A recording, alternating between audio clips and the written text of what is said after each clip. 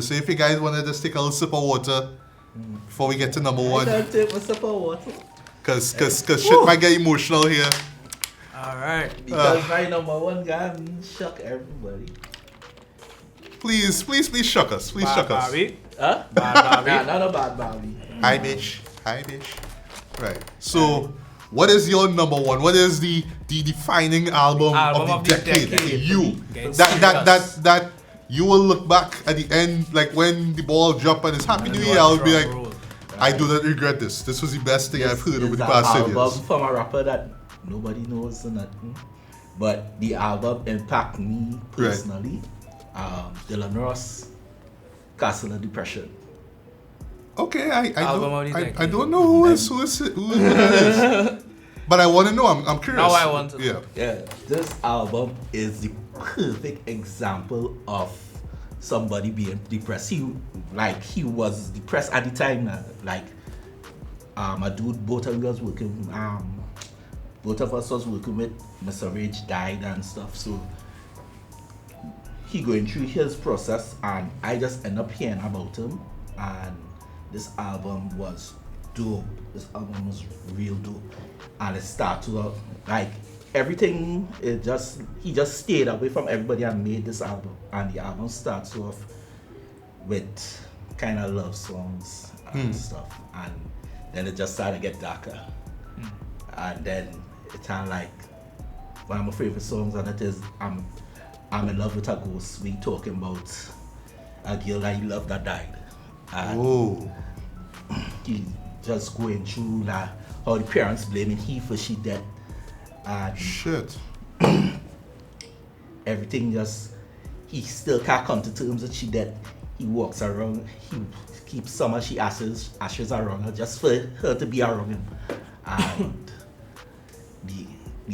that was like the low of the album. And then he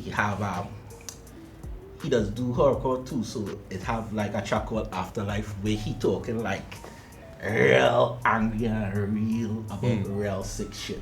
And then again they come to the end, then to the end of the album, it just get a little lighter with him doing a cover of a Billy Idol song that idols just laugh at. But the album is so perfect because like it just catches everything that you expect from somebody that depressed. And he say he named the album Castle of Depression because he just that's how he felt at that time, like he was in a castle at that time, and just being depressed, and he vowed never to go back to that place. So just that album and knowing how that album impact me at the time, because I was going through my depression at that time too. So just hearing that album was just a good therapeutic. Yeah, therapeutic, and it was just a good album for me to hear at that time. So that was I get number one. Alright, I will definitely check that out though, cause I like albums that go, cathartic, that like just that artist really expresses themselves, really exercising the demons. He could have, and like more he albums could have been number one to me because like I'm a big fan of him, but Castle Depression is like his best album to me. And I told Mike, I said like when I told him about it, I said the album that I have for number one, nobody would know. Okay. Yeah. Where's he from, by the way? What? He's from Ohio originally. Alright. But he lives in Seattle now. Okay. Yeah. Alright, well, I'm glad that you found something really heartfelt to put this in number one. Micwise, shock me too. What is your number one? My number one is not shocking. I know. I know. That's why. You probably know what it is. I know what it is, but you know what it is. Let's just say it yourself. I'll say it. Kendrick Lamar, To Pimp a Butterfly. That's what I was thinking, huh? Yes, sir. Yes, sir. Yeah. But I want to hear your why. Decade defining. This was around the time when a lot of attention to police shootings of unarmed black people was happening. Right. And I felt like that plus the early rumblings of Trump that also happened around this time, and you started to see things in America. That was always there. Yeah. They was always there, right? But they were much more publicized, and they were publicized not by the mainstream media. They were publicized by social media, which is very unfiltered. Mm-hmm. So you wasn't seeing America edited. You were seeing America as it is, right? And for that album to come out at that time, timing for the album was perfect. Yeah. He really said what I think was needed to be said. And the fact that musically, how he did it with this heavy jazz influence. Mm-hmm. Also, I mean, we all know of Black Americans and their history, the history of jazz. Yeah. You know, so for him to take it back to that sound, but still also with a modern and a hip hop twist, I think, yeah, brilliant piece of work from front to back. I think I listened to this album at like 1 o'clock in the morning when it first dropped. I was going to sleep. I thought I'd just skim it through, but I ended up listening to like the whole thing, no skips, and it really was a trip. I mean, like we have songs like How Much a Dollar Costs, Powerful Man, song. Yeah. Complexion, Mama, Hood Politics, All Right, King Kunta, Wesley's Theory. I got a damn near call the whole album. You know? This You Ain't Gotta Lie to Kick It. You know, Yeah. even I remember when I dropped as a single, I hated that shit. Yeah. And then they I put this love how kinda- they flip it Then on they this put one. this kind of live version of it, and then when you hear it in the album, it's like, okay, you kind of understand the context of it. And I think the message of that album is what we needed, that message at that time. And also the execution was damn near flawless. Yeah, song for song, like the whole team behind it, Soundwave, all the Soundwave, the producer, Yeah. Ali, mix engineer, all the musicians, the guests, the features, everything was just placed together perfectly. So Right. yeah, album of the decade for me, Kendrick Lamar, To Pimp a Butterfly. Alright. I totally agree with you, Mike. I don't know. My number one best album of the decade, of course, is Kendrick Lamar, To Pimp a Butterfly, right? So let me explain why without spending too long, right? First time I heard that, right? Like, first thing that came to mind, weirdly enough, was Spike Lee. Like, I felt that this was the sonic equivalent of a Spike Lee joint. Yeah. The jazz music that he used really felt like, you know, Terrence Blanchard's stuff that he did for Do the Right Thing, Jungle Fever, stuff like that.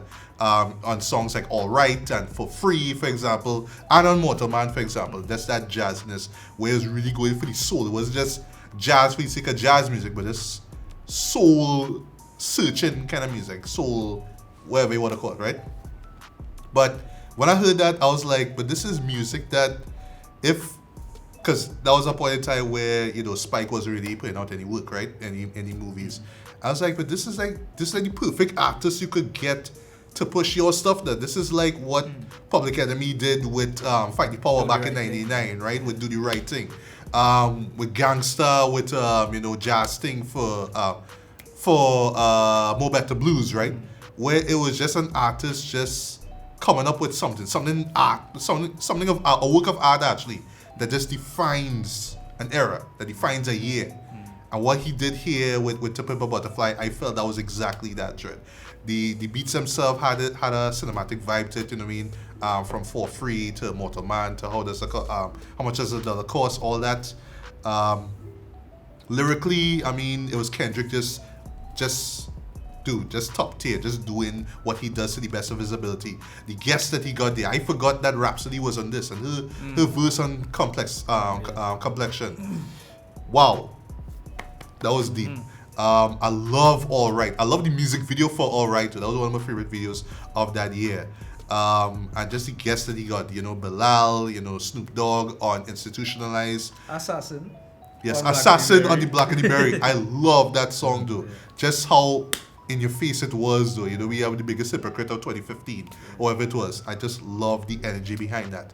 I love how emotional it was, whether it was anger, like with that song, right, the Black and the Berry, or just flat out depression though on you, which is one of the most depressing songs he ever put out, and it fits so well. It's just him like in a hotel room, just losing his shit, just getting drunk, and just like this is survivor's guilt, this building up inside of him. I love the concept of the story, which is just like, you know what? Yeah, I mean, I make it big. I'm a rapper, but once again, why do I feel empty and whatnot? And like the first half of it, like even with songs like These Walls, you know, it's just him like kind of taking his theme and all that and kind of using that to, just flexing his power now, but still feeling empty inside now. And that's him now afterwards having to try to find himself, right? And the rest of the song just kind of leads to this point now where it's like, right, now I understand where I'm coming from. Now I understand what I need to do. I need to tell this story now to my peers, you know what I mean? I have to get them out of these walls and get them to, you know what I mean, to better themselves now. But the moment that really, really, really took me, like blew me away, Tread, was the interview that he did with friggin' Tupac, Tread. When I heard that, but I was like, no artist, Tread, no rapper, Tread, would have the balls, Tread, to do that. Not just sample his vocals, like, you know, interview clips and whatnot, but literally have a one-on-one with friggin' Tupac Shakur, Tread. Nobody ever did that before, and he did that, Tread. I take it, okay, all right, that's it, okay, that's the end of the album, but it's really the last part, Tread, the last part of that. The kind of poem that he says, basically the spoken word thing with the caterpillar and the reference to the caterpillar and the butterfly, Tread. And like, yeah, I just get emotional when I hear that joke. It's so simple, but it's just so complex at the same time. Doing this kind of sums up the album entirely, Tread. Just being able to see past your social conditions, Tread, and just better yourself. Just be a better person. I love like on that same track now, Mortal Man, where it's like, yeah, I could still be doing these great things, but hey, when shit hit the fan, is he still a fan?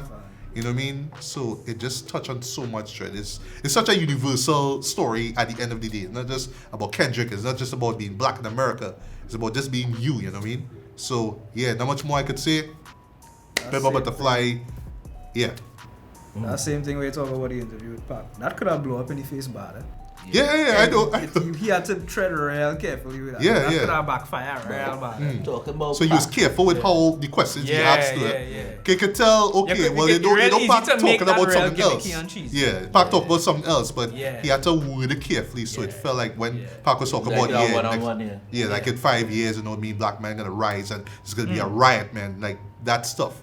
But it's a point of view, it's a perspective. And last thing I'll say about the album that I love is that there are no easy answers to this. It's just, these are the questions that have been plaguing me all my life. I'm looking for answers. I found it in myself. I found, you know, during my journeys and whatnot. And here I'm talking to my idol, and he has his own notion of it. But you remember at the very end, Pac disappears. So it's like, well, what's the answer? Do you know? And it's like, he just leaves it open. So, I mean, that's the thought that put into that album though. Like, yo, I could talk for hours about this, but yeah, I mean, best album of the decade in my opinion. So Doe Boi, why no to Pepper Butterfly now? That album cool no, but it's always the album. Why? But now then we could talk. Then we could talk coolly about who leave out what. Yeah, that was. But then you go ask me how come the tribe just in my honorable mention. Yeah. Then how I this so and so. Okay. Now that's what you like then. That's cool, bro. What the hell, me? You know, big Kendrick fan. Fair enough. But yeah, that album really did for me. But that album is what put me on to Kendrick. Because I started listening to Kendrick with that album. Oh, but okay. I still had the classic iPod. Yeah. Okay. Yeah. Who's all your artists of the decade? That's a good question. I would have to say Kendrick, man. Just for what it is he did, you know what I mean? Just put in a lot of like thought and just intelligent calls as far as his music goes. Like he could make, you know, trendy, catchy stuff like Humble and, you know, Loyalty and whatnot, but he could still come with like really, you know, he'll still come with How Much a Dollar Cost. That's one of my favorite songs. And Fair and stuff like that. Alright, my artist of the decade will be somebody again that normalist. That could be Troy Ave. Heard a lot about him, but I haven't checked out his stuff. Troy Ave. What did Troy Ave do musically? Troy Ave real grind. He real grind. That dude, he had no This speed. is what gonna get him asshole comments. This, not any placement, not any omissions. Nah, Troy have real work, boy. Okay. Was it good? Now work and again, he was consistent with the hits, Right. Yeah. right? Throughout the time with the hits. So I'll give him that. I'll give Troy have that curve. All right. And what about you? I wouldn't say Kendrick. I would say somebody who he just made my honorable mentions, but I have to acknowledge the growth. Royce 5'9". Yes. yeah. This Roy- really what was Royce- his decade. This was his decade. What he Yeah. did Nah, I this wouldn't say decade. this was Royce's decade. No, Well, but Royce look, do look, work, yeah, but Royce look do at really what he did do. Bad Not just meets, with Prime. Bad meets evil. Yeah, Bad- Prime. Trust the shooter. Layers by exam 4. Nah, Booker Royce Ryan. Yeah, Booker Ryan. Yeah. Yo, I think I'm forgetting something, but Royce yo, do real. Yeah. Well, and just the level, and not just amount of work, but it's the level. Like he Nice. keep getting better as a rapper. if not Troy Ave, honestly, if not Troy Ave, I'll get Conway. Conway. Conway from Griselda because Right. everybody right now want Conway verse. Man Dude. who I could shout to is Rock Marciano. Yeah. He Yeah. started the decade with Marsburg, he first Yes, album, yes. and ended now with Marcialago. And you know telling me that album extra crispy. Marcialago is probably top 3 of the year. Like, I have to check that out. Like it just sneaking came ahead of out. the It just real came thing. out. I have to check that out. Yeah, it just came out. I was gonna say with Conway though, on Retropolitan, Easter Conference All Stars, probably the best posse cut of 2019 in my opinion, right? It's Sky Zoo, it's Elzai, and it's Conway, Westside Benny. Gun, and Benny, right? Conway, I remember this paraphrase here say about how he like all of his verses, like even his guest verses were like fire, like everything he just put out was just fire. Yeah. But that's not the best posse cut for the year, man. We are the best posse cut for the year. Alright, yeah. Fucking change. Yes. Yeah, Shout out to yeah, Professor. yeah. Yeah. We got floss that. Yeah, nah, just the amount of guys only got on that video, Joe. Like, come on, yeah. That was the original old team. Yeah, that was the Okay. We original started rap team. when we started rap how much ever years ago. Nice. Bring men out of retirement. Yeah, real men, we had to bring out every time, man. Yeah. All right. So as you mentioned, that question. So we have a couple more questions, right? This is just more internally before we part ways, right? And this is actually like a really interesting set of questions, right?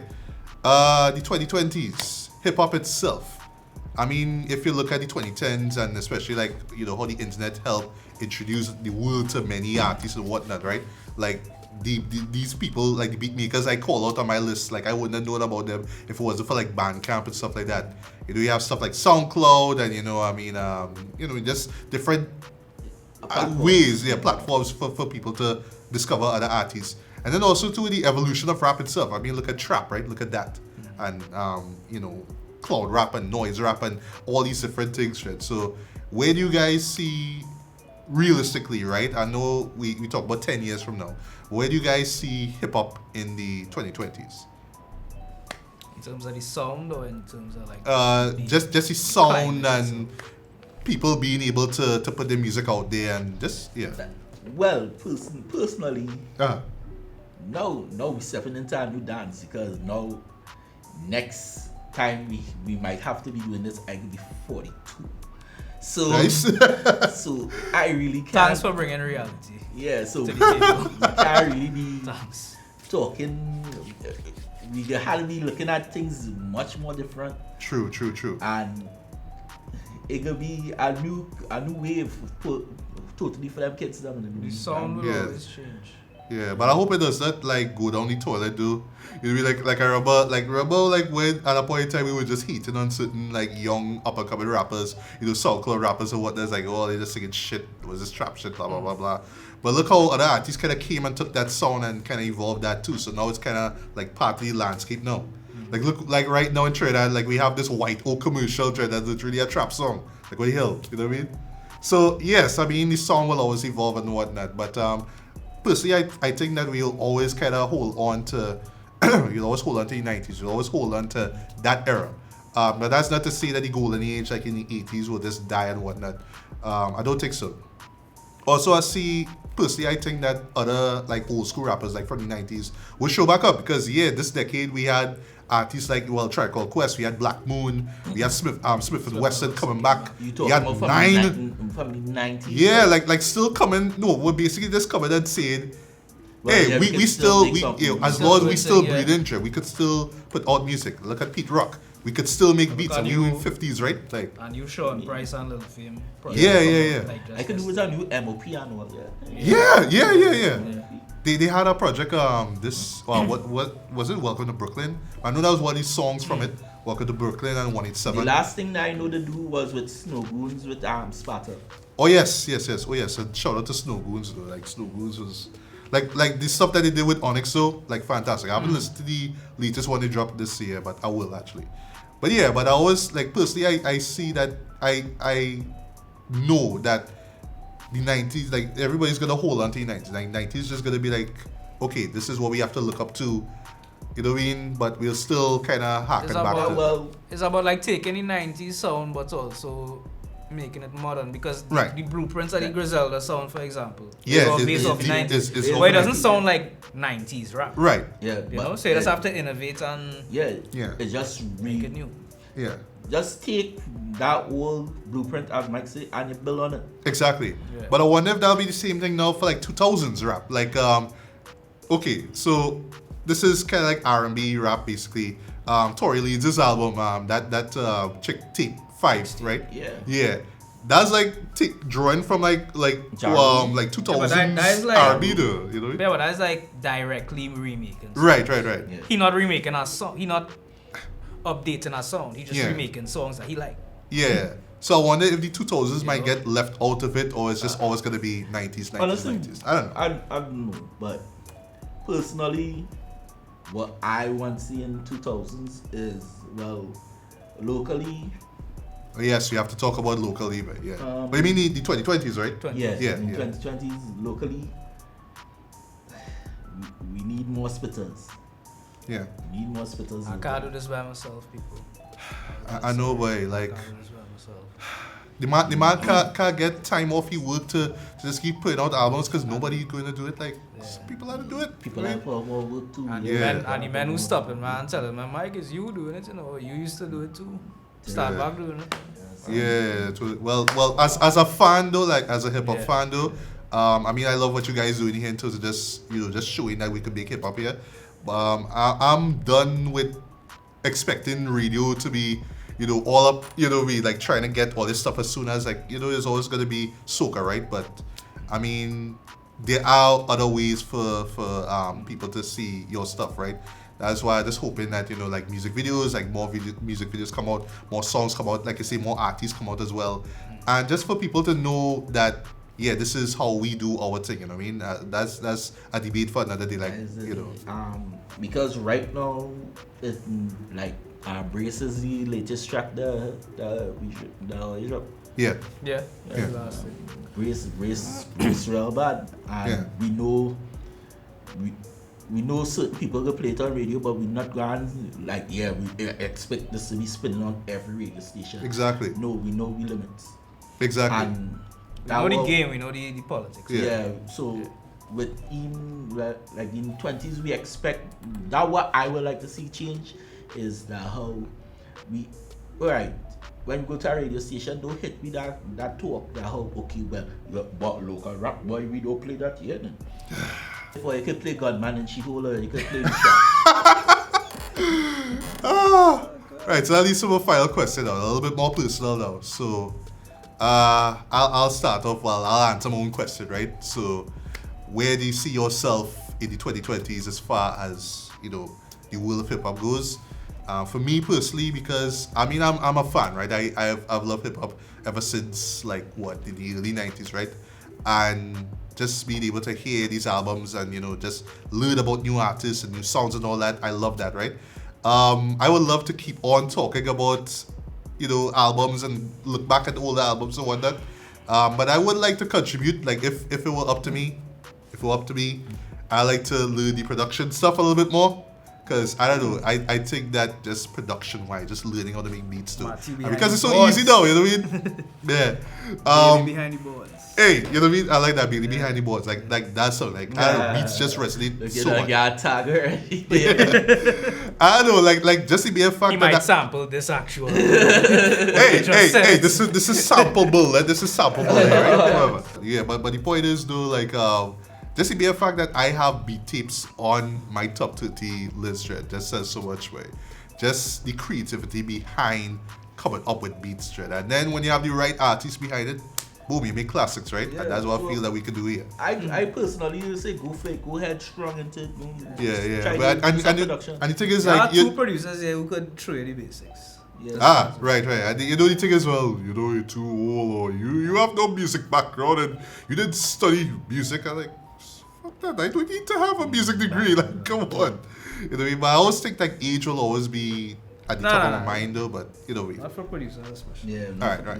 Especially, yeah. Especially. Right. Micwise, where do you see yourself in this hip hop landscape for the In hip-hop, next decade? Just, you know, I love to rap, so still spitting. Still I always want to trying- hear a classic from you. I want like okay, this is the album that helped define Micwise So as you didn't take leave, was that?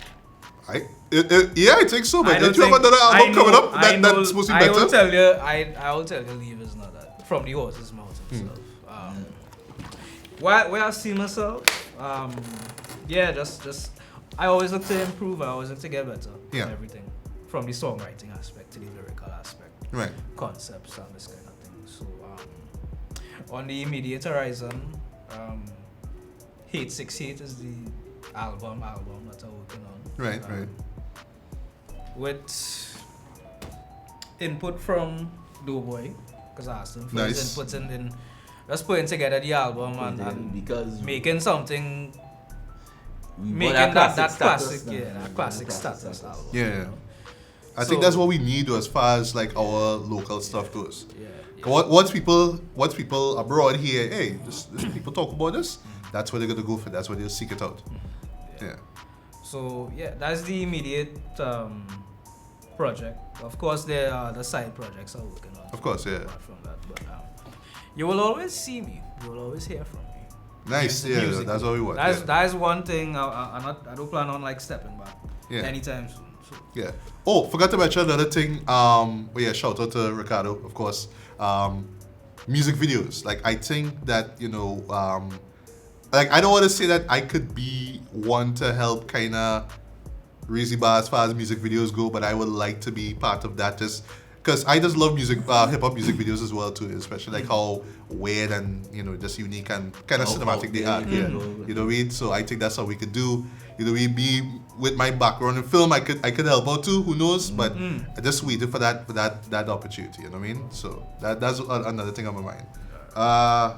Doe Boi, where you see yourself in the hip hop landscape for the 2020s? I ain't looking out here to be that old dude that's still rapping. But more into production. Always been more into production. So just buying up gears right now and I could be just basically local Rick Rubin, Big Beard. Brilliant, yeah. Sitting down on the couch talking about, like how this feels. Have stuff llama somewhere or something. Making beats, sitting down, listening to music, finding samples, and going maybe that on reason, or if I use my MPC, it's just me grinding out something that just put me at ease, and that's what I like to do. Yeah. Spitting that will always be part of me, but I ain't gotta run it though.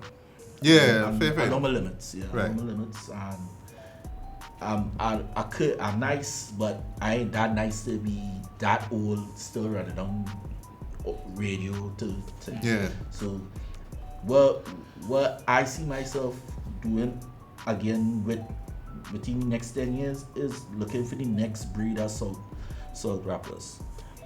Because now, I mean, well, they're onto something Yeah, here. They're definitely yeah. onto something here right now. I might be to them white. We can't do this. For real though. Yeah. But as you mentioned, production though. Last thing I'll say though. Sampling though. Like why it is we still get in trouble having to sample like old I don't know, Kaiso and soca and stuff like that. Like, I think personally, you all may disagree. I think it'd be like really cool if we could be able to do that. No, like easier. Well, you wouldn't believe that how I was coming up here and car, I was talking to Mike that how on a rhythm that I do sample some hits them from off the kitchen album. Yeah. And he was telling me that how why you think I'm say like dog, you know, it might have somebody that just walk one. So Yeah. we might sample something, think it all good and gravy, and you see cut and we are notice that how we are to show up to court for violation. Yeah. So Come on, cut. Like, modern soca artists just do it because it have a close kind of relationship with Yeah. us. So if we as rappers now go up to our old Calypsonian and talk about we rappers and we was something, it's like now. yeah, like right now, currently, and I swear this was an old song, like a song that came out recently.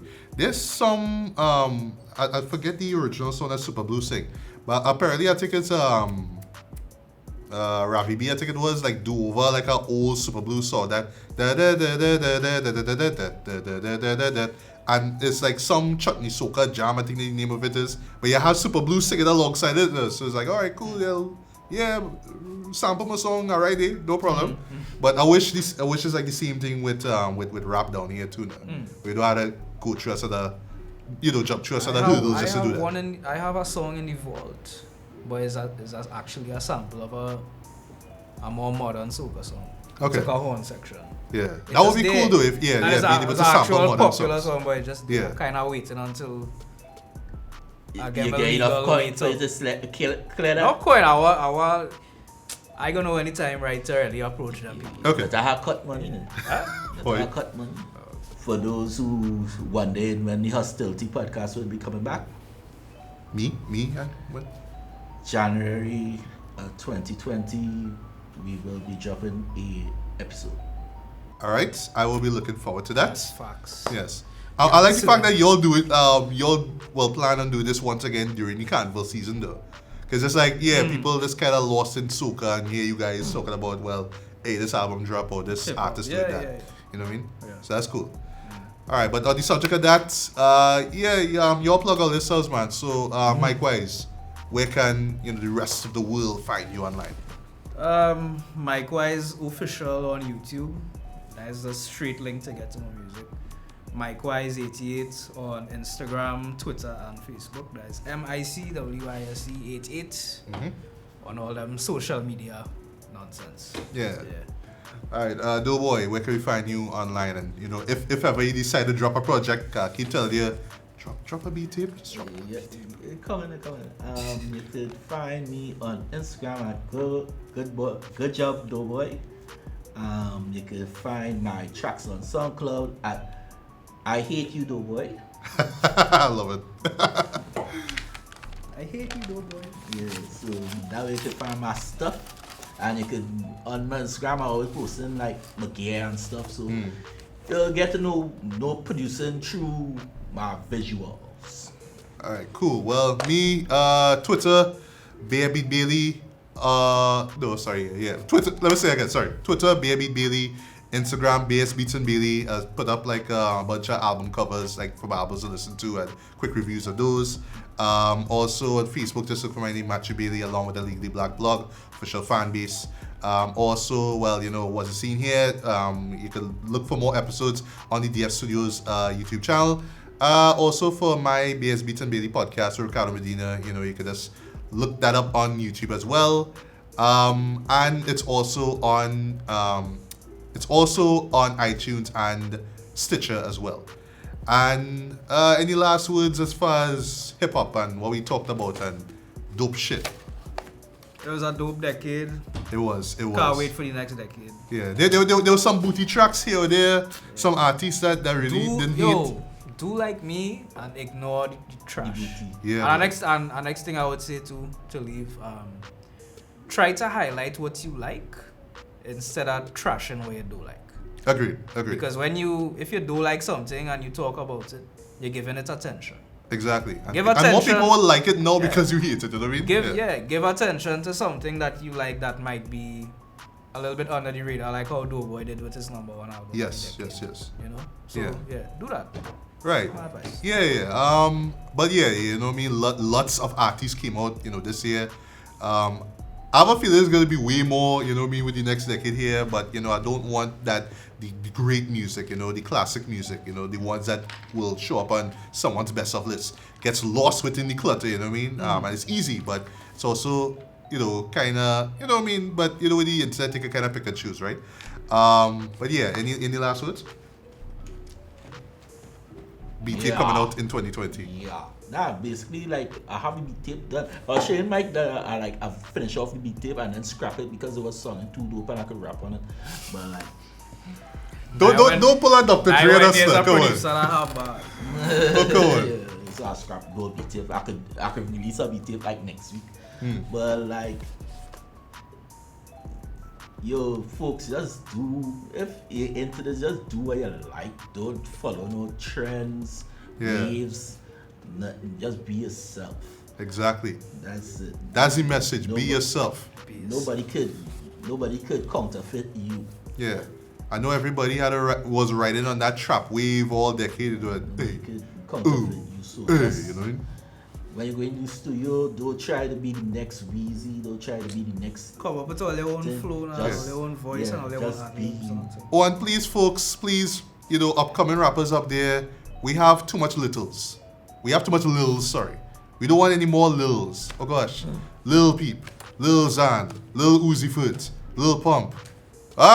Enough for the lils, alright? Okay, cool. That's it. And in words of West Side Gun, why God gotta make me so flat for? You know? Boom, boom, boom, boom, boom. Yeah. And oh yes, by the way, folks, you know, please comment and let us know what you thought about our list. You know, do you hate our entries? Do you hate what we picked as number one? And of course, I'm going to reply to all that. Yes, and I'll make sure that he sees it. Yeah, I will see it though. Yeah, but I won't respond to it. I probably will. If I'll time to spare, I'll probably comment and just be as. Except if you agree with me, I'll respond to that. I'll be like, yeah, you smart. Yeah, and yeah, and of course, be smart, right? And of course, feel free to let us know what your favorite hip hop projects of the decade were. It doesn't have to be a top 30. It could be whatever number. It could be a number one if you want to. You know what I mean? But yeah, comment below, let us know. Yeah. Right, man. So until the next one, I mean, this was a great decade, all in all. You know what I mean? So who knows what's gonna happen in the 2020s, right? But just hoping that you guys, you know what I mean, all your keep doing all the thing. I will, you know, keep on pursuing hip hop as far as I could go as well, and yeah, we'll see what classics come out in the next 10 years, man. All right, so that's pretty much about it. So take care, folks. Until the 2020s, peace.